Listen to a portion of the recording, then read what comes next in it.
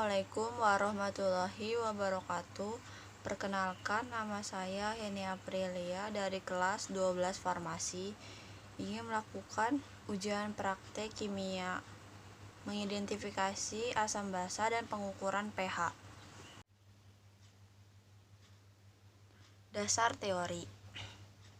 Salah satu reaksi kimia yang terjadi dalam suatu zat adalah reaksi asam basa antara larutan dengan berbagai indikator yang menimbulkan perubahan warna pada indikator sehingga dapat diidentifikasi suatu larutan tergolong larutan asam kuat, asam lemah, basa kuat, basa lemah, atau larutan netral. Larutan yang digunakan yang pertama ada cuka, yang kedua ada aquades, yang ketiga ada natrium hidroksida, yang keempat ada asam klorida, dan yang terakhir ada amonia. Indikator alamnya ada ekstrak kunyit, ekstrak kol ungu, dan fenoftalen. Pengukuran pH ada pengukuran pH digital, indikator universal. Indikator universal adalah indikator pH berisi larutan dan beberapa senyawa yang menunjukkan perubahan warna yang halus pada rentang pH antara 1 sampai 14 untuk menunjukkan keasaman atau kebasaan. Pada percobaan pertama menggunakan lakmus merah. Masukkan lakmus merah ke dalam larutan 1 dan amati perubahannya. Pada larutan 1, lakmus merah tidak berubah warna, tetap berwarna merah karena mengandung asam. Pada larutan kedua, lakmus merah tidak berubah warna, tetap menjadi merah karena mengandung asam. Pada larutan ketiga, lakmus merah berubah warna menjadi biru karena mengandung basa. Yang keempat, lakmus merah tidak berubah warna, tetap menjadi warna merah karena mengandung asam. Yang terakhir, larutan 5, lakmus merah tidak berubah warna, tetap menjadi warna merah karena mengandung asam. Percobaan yang kedua, lakmus biru. Larutan 1 dimasukkan lakmus ke dalam larutan 1 dan amati perubahannya. Lakmus biru berubah warna menjadi merah karena mengandung asam. Larutan kedua, lakmus biru tidak berubah warna, tetap menjadi warna biru karena mengandung basa. Larutan ketiga, lakmus biru tidak berubah warna, tetap menjadi warna biru karena mengandung basa. Larutan keempat, lakmus biru tidak berubah warna, tetap menjadi warna biru karena mengandung basa. Larutan kelima, lakmus biru berubah warna karena mengandung asam, berubah menjadi warna merah. Indikator alam, ekstrak kunyit. Masukkan larutan ke dalam ekstrak kunyit dan amati perubahannya. Pada larutan 1 mengandung netral karena tidak berubah warna. Larutan 2 mengandung asam karena tidak berubah warna, tetap menjadi warna kuning. Larutan 3 mengandung basa karena berubah warna menjadi warna merah. Larutan 4 mengandung asam karena tidak berubah warna, tetap menjadi warna kuning.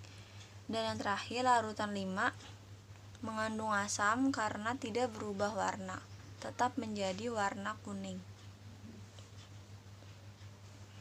Kemudian, ekstrak kol ungu. Masukkan larutan ke dalam ekstrak kol ungu dan amati perubahan. Pada larutan 1 berubah warna menjadi merah muda karena mengandung asam. Warna ungu karena netral. Larutan 3 berubah menjadi warna hijau karena mengandung basa. Larutan keempat berubah menjadi warna biru karena mengandung basa. Larutan 5 berubah menjadi warna merah karena mengandung asam. Phenolphthalein. Masukkan larutan ke dalam dan amati perubahannya. Pada larutan 1, setelah diteteskan tidak berubah warna, tetap menjadi warna bening. Pada larutan kedua, setelah diteteskan berubah warna menjadi merah ungu. Larutan ketiga, setelah diteteskan tidak berubah warna, tetap menjadi bening. Larutan 4, setelah diteteskan tidak berubah warna, tetap menjadi warna bening. Larutan 5, setelah diteteskan tidak berubah warna.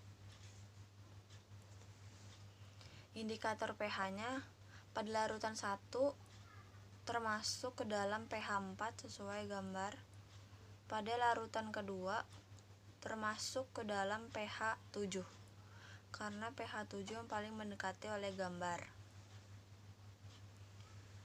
Pada larutan 3 termasuk ke dalam pH 12. Larutan keempat termasuk ke dalam pH 8. Yang terakhir, larutan 5 termasuk ke dalam pH 2. Identifikasi asam basa. Larutan nomor 1 termasuk dalam larutan asam. Larutan nomor 2 termasuk larutan netral.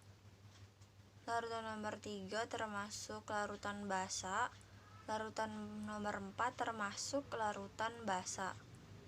Dan larutan nomor 5 termasuk larutan asam.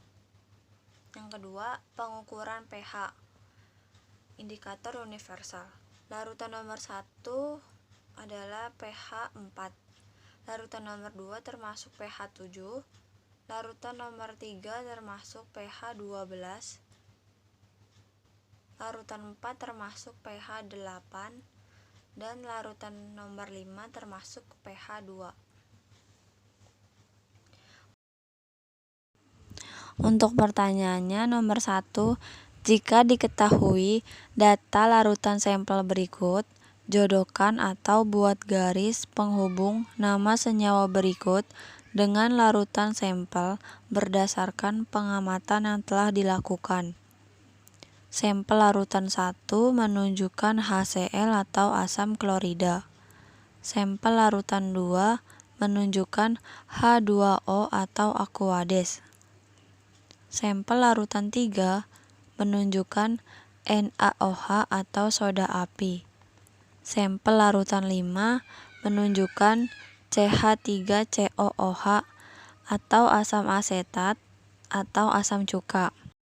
Untuk nomor 2, jelaskan dengan teori asam basa mengapa larutan-larutan tersebut digolongkan ke dalam asam, basa atau netral.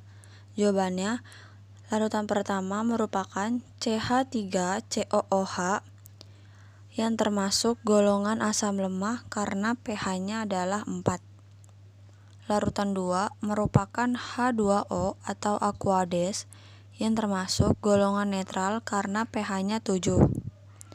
Larutan 3 merupakan NaOH yang termasuk golongan basa kuat karena hasilnya 12. Larutan 4 merupakan NH4OH yang termasuk golongan basa lemah karena pH-nya 8. Larutan 5 merupakan HCl atau asam klorida yang termasuk golongan asam kuat karena pH-nya 2. Soal nomor 3, berapa trayek pH larutan indikator phenolphthalein? Warna apa yang timbul jika suatu larutan dengan pH 6 ditambahkan larutan phenolphthalein? Jawabannya, pada trayek pH phenolphthalein 8 sama dengan 9,6. Perubahan warnanya dari tidak berwarna sampai merah ungu. Karena pH larutan yang diketahui kurang dari 8, maka warna yang timbul jika suatu pH 6 adalah tidak berwarna. Nomor 4, dengan menggunakan rumus pH sama dengan min log H+, maka berapa molaritas larutan HCl yang mempunyai pH 2? Jelaskan. pH sama dengan 2, Fa sama dengan 2, H+ sama dengan 4 dikali M, 10 pangkat min 2 sama dengan 2 kali M. M sama dengan 10 pangkat min 2 atau 0,001. Untuk soal nomor 5, sebutkan masing-masing 3 contoh obat yang termasuk ke dalam asam dan basa. Jawabannya morfin, natrium bikarbonat, dan asiklovir. Nomor 6, apa manfaat mempelajari pH dalam kehidupan sehari-hari? Yang pertama, dapat digunakan sebagai tolak ukur tingkat kebasahan sabun yang cocok untuk bagian-bagian tubuh tertentu. Yang kedua, dapat digunakan di kehidupan sehari-hari antara lain untuk kelangsungan hidup manusia seperti pH dalam sistem pencernaan makanan dan dalam darah. Berguna untuk pengawetan makanan dan produk perawatan. Sekian dari saya. Wassalamualaikum warahmatullahi wabarakatuh.